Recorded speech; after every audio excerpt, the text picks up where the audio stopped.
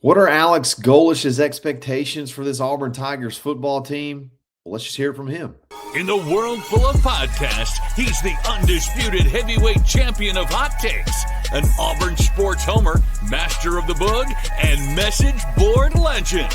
Get your buttons buttoned and your hats flattened because the Top Button Podcast is about to kick off, and you don't want to miss your courtside seat. Now, here's your host, Charlie Five.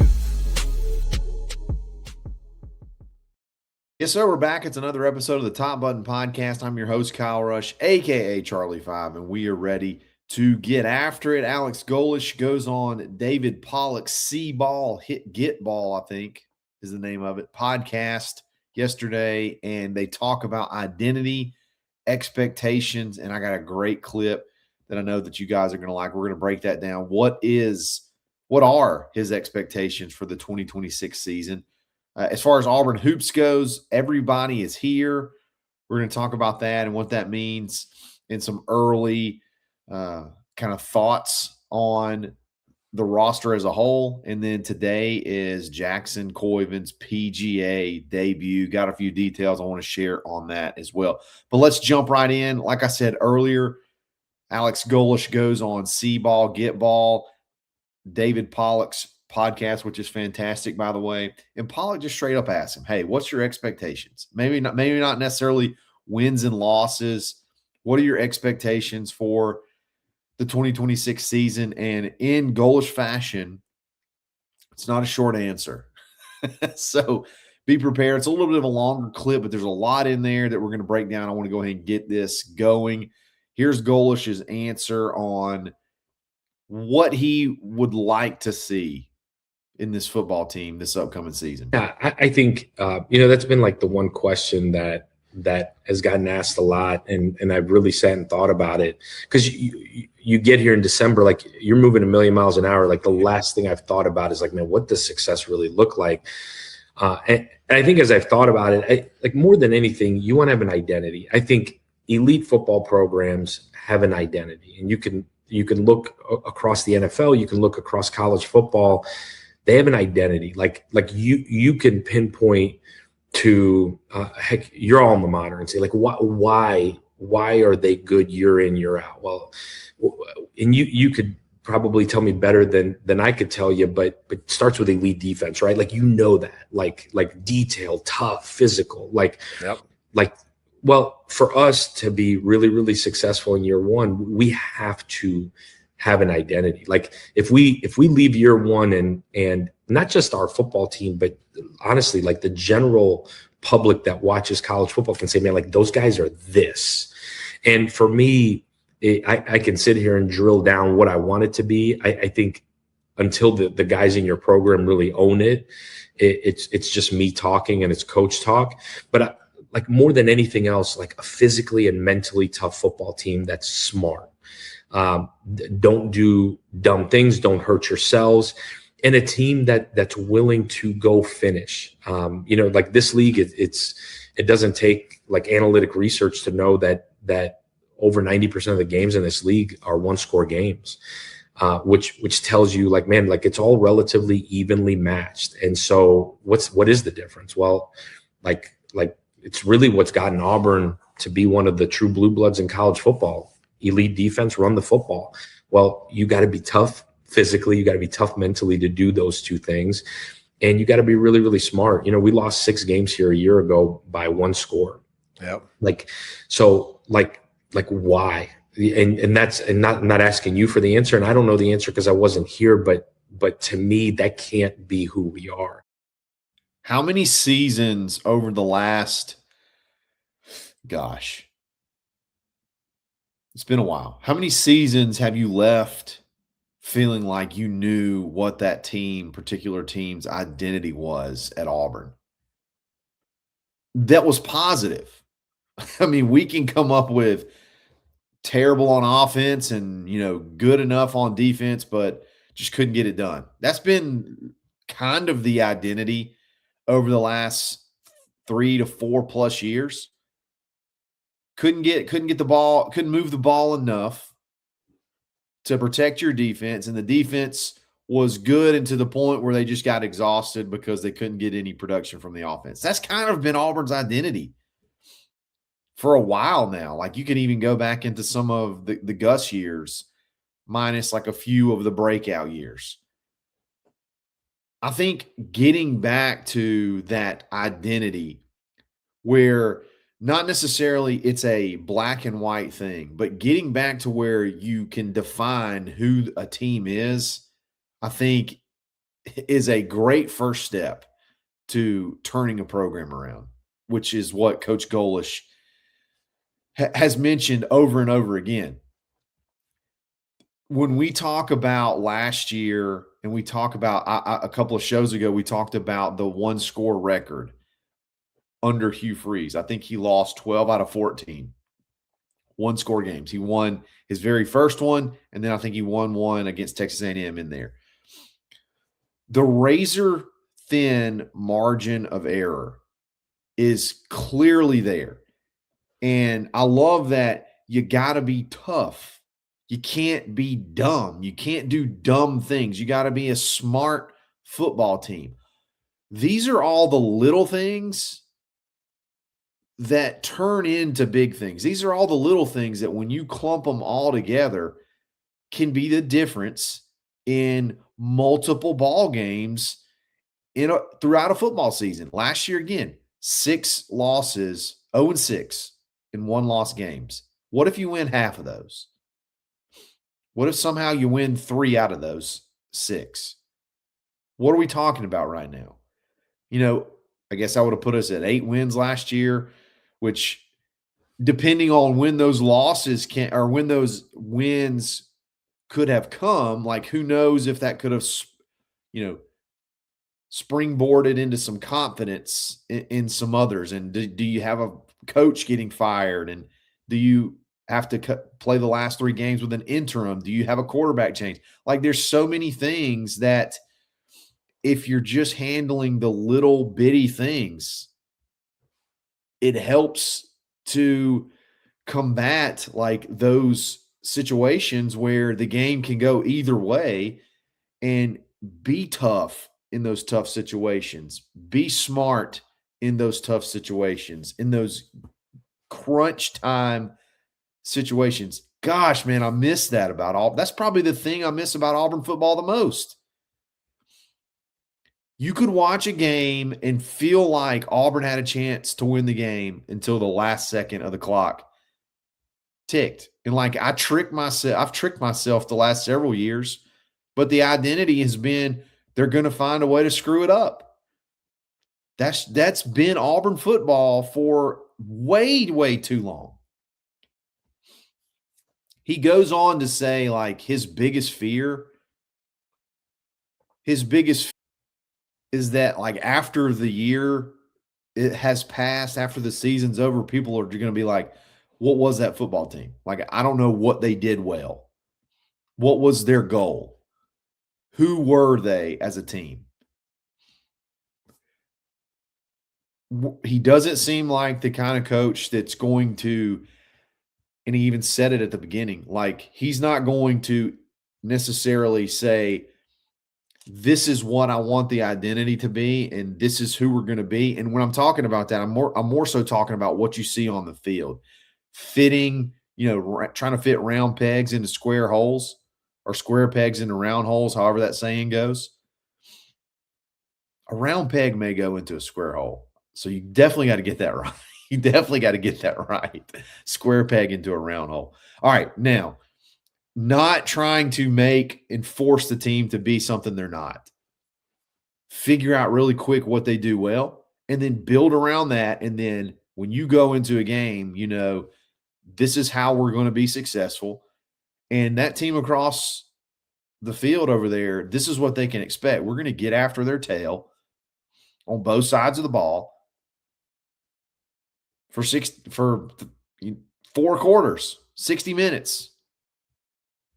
It's going down. I can't wait, and I hope it's now. I hope it's this year, regardless of record. I can't wait to feel that about Auburn football again. I can't wait to feel like there's a chance until the clock hits 0. those were the best times.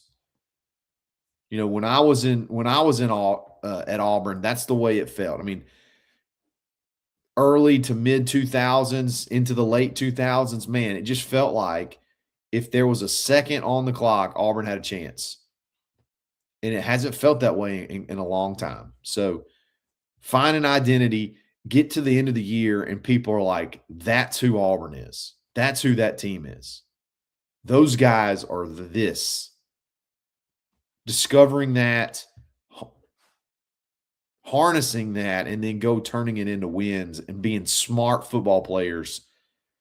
A smart football team, I think, is something that we've been waiting for or yearning for quite some time. So we'll see if it happens. Again, typical goal, classic Golish answer. I actually had to cut that off because it was like 4 minutes. but that was the best, the meat of it. Hey, 0-6 in one score games, that can't happen. That's how the clip ended. At least from a confident standpoint, from a fan perspective, you like to hear that. Let's talk about hoops. Let's talk about golf here in just a second. But before we do that, let's give a quick shout out to buyauburn.com. Be who you say you are and do business with Auburn people everywhere for less than $1 a day. You can list your business. You can even do a business spotlight podcast with me that we launch every single weekend. It's a ton of fun, great value. Can't beat it. And if you're an Auburn listener, Auburn fan, and you're going to make some type of purchase or looking for some type of service, you need to train yourself to start at buyauburn.com. And then if you need a good realtor in the Auburn, Opelika, Lee County area, I'm your guy. Hit me up, Kyle Rush at kw.com with Keller Williams Real Estate here in the area. Got 4 great townhome listings that I'd love to show you. Investment properties with proven revenue generating properties. And then they could be first home, whatever. Doesn't matter. Love to show you that. Got game day cottages, got all kind of stuff. Hit me up. It's Kyle Rush at kw.com. We'll be back right after this.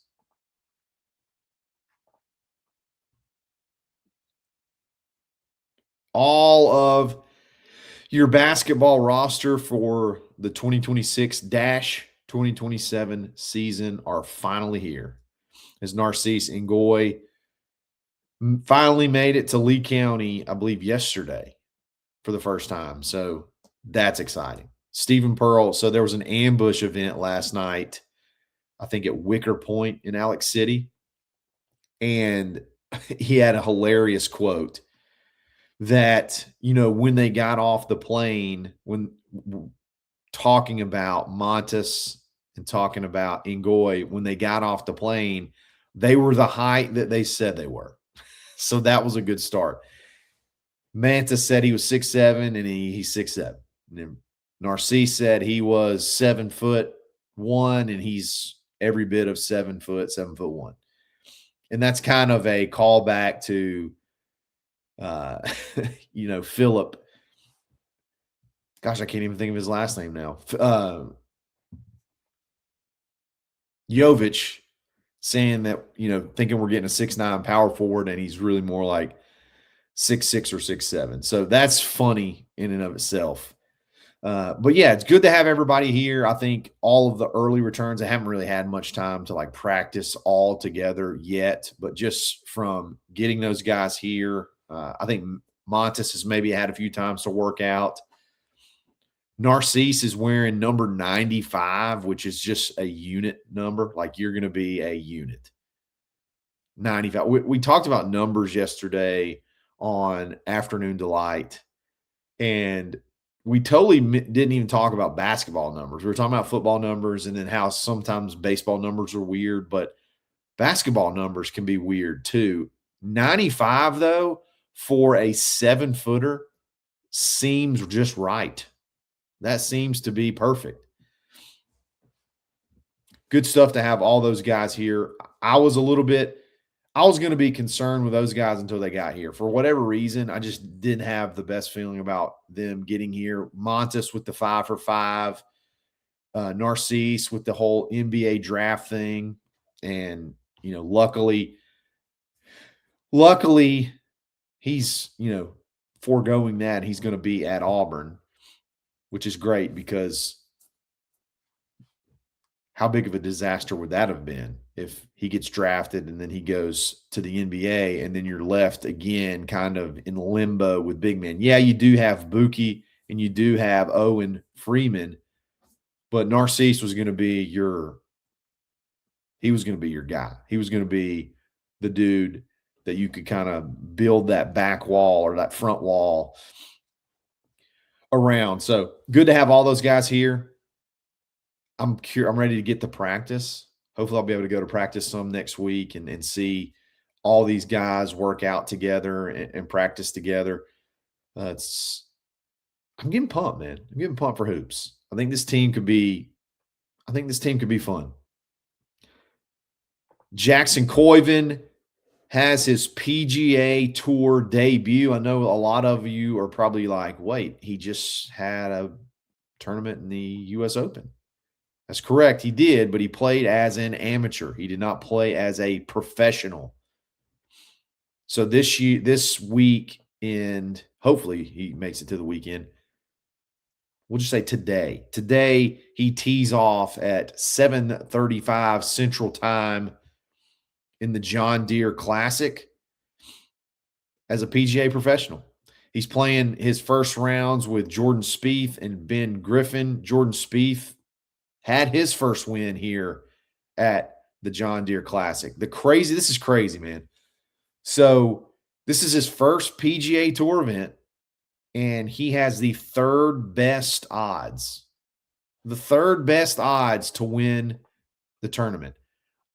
This week is going to say a lot about him. It doesn't have to write the story on who he will be as a professional, but this week will say a lot about him because he is just being bombarded, rightfully so, about being the next big thing, like the number one amateur in the world. All of this anointing, so to speak, of being like the next great. And all of that noise, man, has to weigh on you. Like all of those expectations have to weigh on you. Now, when you're the number one amateur in the world, like that comes with the territory. So every time you go into a tournament, all the eyes are already on you. So he's been the number one amateur in the world for quite some time. So he's got a little bit of extra practice, so to speak, of having, the eyeballs and the pressure on you because everybody's going to give you their best shot, particularly in like a match play scenario. Everybody's, you're probably going to have the biggest crowds in college and so on and so forth. You're playing with, a major winner in Jordan Spieth, the guy who won this tournament who's won this tournament before. This will say a lot about him. So I'm actually, it's funny. I used to do a golf podcast. I watched it all the time. And like, I just gotten out of it. Like to the point when I say gotten out of it, like locking in and like really watching golf. I'm actually pumped to watch golf this weekend. I'm pumped to watch Jackson. He plays his first two rounds. He'll play today early. He'll play tomorrow in the afternoon. So you probably get to see a lot of him tomorrow on TV coverage. Today it'll probably just be mostly highlights. And if he makes the cut, if he's high enough, or I guess low enough in his score, he'll get to play on the weekend, and that just would be awesome. It'd be so much fun to have an Auburn guy making noise on the PGA Tour. So let me know what you think about Alex Golesh's quotes about the identity of this team, what he wants it to be or what he'd like it to be, or just the fact that, hey, we have an identity and it's positive. It's not something we're known negatively for. Let me know what you think about that. Are you getting fired up for hoops now that everybody's here? And then are you going to be watching some golf this weekend? Make sure you make sure you subscribe. Check out the premium option we have as well. There's content we drop every single day, twice a day, most days there. A lot of fun stuff. And hey, Going to try to do a Barncast live tonight. Just have some fun. Not necessarily any direction that we're going to go in. We're going to give it a shot. So y'all make sure you're there for that. We'll be back again very, very soon. It's another episode of the Top Button Podcast. Stay buttoned. Thanks for listening, and drive home safely.